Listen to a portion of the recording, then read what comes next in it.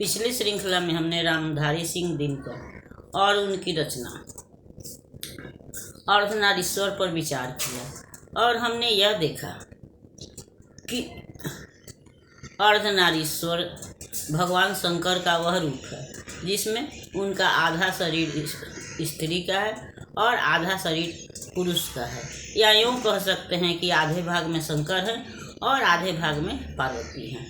और भगवान का यह शंकर का यह रूप जो है वह दिनकर जी को बहुत पसंद है। वह उनका आदर्श रूप है।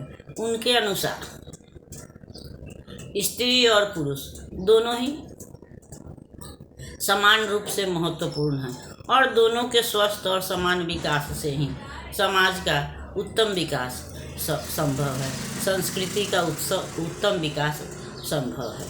उनके पहले के साहित्यकारों ने या भक्ति युग के जो कवि हुए, रचनाकार हुए, उनके लिए कुछ लोगों के लिए तो औरत जो थी वह मनोरंजन का साधन थी और कुछ लोगों के लिए नारी जो थी वह नरक का द्वार थी। किसी ने नारी को नरक का द्वार बताया तो किसी ने वही माया नारी को मनोरंजन का साधन बताया। लेकिन दिनकर जी को के लिए ये नारी का दोनों ही रूप मंजूर नहीं था। उनके लिए नारी वह शक्ति है जो पुरुष के साथ कंधा से कंधा मिला करके चलती है, उसके दायित्वों का बोझ अपने कंधे पर उठाती है या घर के, समाज के, परिवार के विकास में समान रूप से सहयोग देती है। जहाँ तक दिनकर जी का विचार है, उनके अनुसार ईश्वर ने तो नारी और पुरुष दोनों को समान ही बनाया है। दोनों की रचना एक प्रकार से हुई है, लेकिन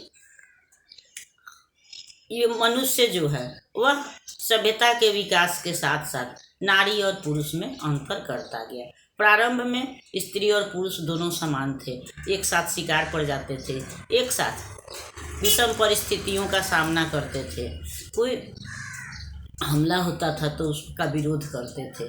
लेकिन जैसे जैसे सभ्यता का विकास हुआ, या यूँ कहें कि जब मनुष्य का सामाजिक विकास हुआ, जब कृषि की प्रथा चली, तब धीरे धीरे नारी और पुरुष में भी अंतर आने लगा। पुरुष ने नारी को कोमल बताते हुए उसको घर के अंदर रखा और बाहर का क्षेत्र पुरुष ने स्वयं अपने लिए रखा। बाहर का विस्तृत संसार जो था वह पुरुषों का था और अंदर का सीमित संसार औरतों के लिए निर्धारित किया गया। और धीरे धीरे इसी तरह से उनकी ज्ञान की सीमा भी बांट दी गई कि घर में के अंदर रहने वाली नारी के ज्ञान भी सीमित है, उसकी जानकारी भी सीमित है और पुरुष असीम होता चला गया।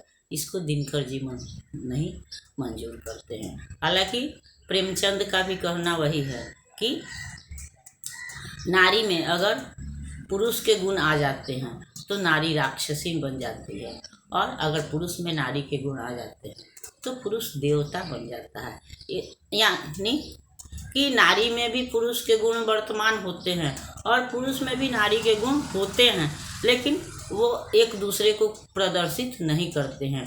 क्योंकि पुरुष में अगर नारी के गुण आ जाते हैं तो वह देवता तो बन जाता है, लेकिन तब उसको लोग उसमें स्त्री होने का आरोप लगा करके उसका मजाक उड़ाते हैं, इसलिए वह अपने इस गुण को प्रदर्शित नहीं करता है। इसी तरह से औरत में जब पुरुष का गुण आ जाता है और वह उन गुणों को प्रदर्शित करती है तो उस पर भी तरह तरह के आरोप लगते हैं। लेकिन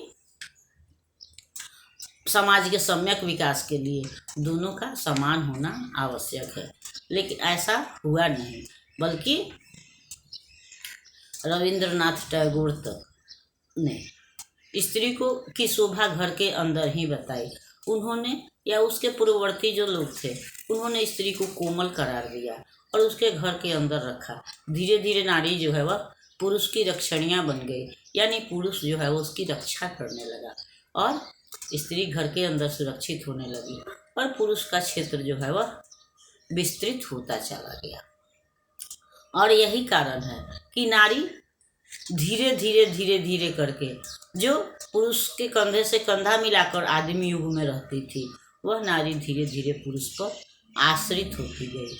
और तब जिस तरह से एक लता जो है वह बिना पेड़ के सहारे के आगे नहीं बढ़ सकती है, उसी तरह से नारी को पुरुष का सहारा आवश्यक हो गया। समाज के में रहने के लिए नारी के लिए पुरुष का सहारा आवश्यक था।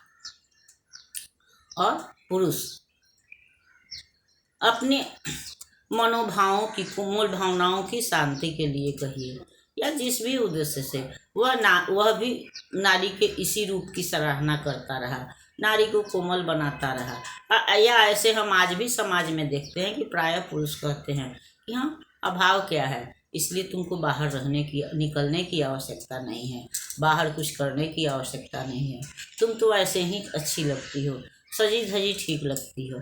और ज़्यादातर स्त्रियां भी पुरुष के इस प्रशंसा को अपना जीवन मान लेती हैं और इसी में अपने को सुखी महसूस करती हैं।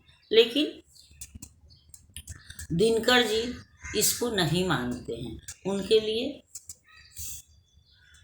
स्त्री और पुरुष दोनों समान हैं और स्त्री को भी के अंदर जो पुरुषों का गुण है, उन गुणों का विकास करना चाहिए। या अगर वह उन गुणों का विकास करती है तो वह पुरुष का सहारा बन सकती है, समाज का सहारा बन सकती है।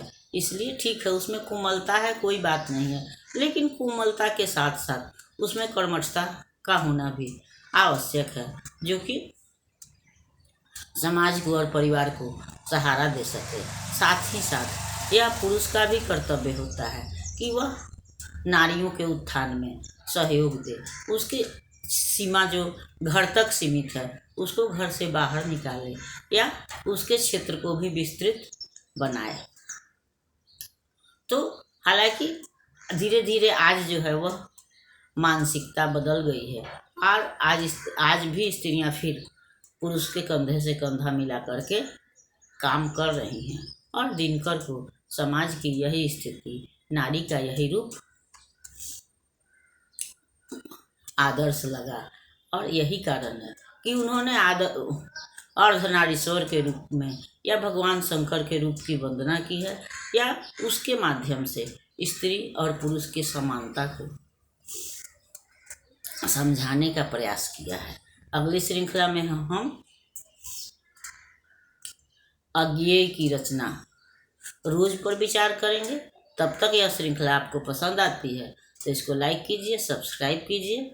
मिलते हैं अगली श्रृंखला में, तब तक के लिए धन्यवाद।